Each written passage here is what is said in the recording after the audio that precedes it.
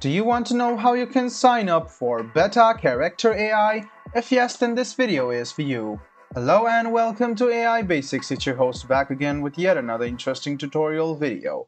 In this video, I'm going to teach you how you can sign up for beta character AI. Go ahead and open the search bar or browser and search for beta character AI sign up and click on this link which is called beta character AI, and it will lead you directly to the login portal or sign up portal where you can sign up using your Google, Apple or your email address. So let me teach it to you by clicking sign up with Google. Make sure you have a Google account over here. So after you click sign up with Google, this page will load up. Go ahead and choose your Google account. Click continue to sign in to character.ai. And you can notice that you have signed up for your beta version of character AI.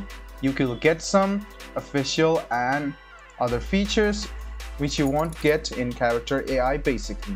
So go ahead and write down your username over here and select your date of birth. After you select your date of birth, go ahead and click on I understand, agree to these policies and click join character. And there you go. This is how you sign up for beta character AI. I hope this video was helpful to you.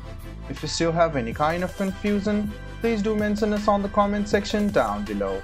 Like the video, subscribe to the channel and do hit the bell button for more.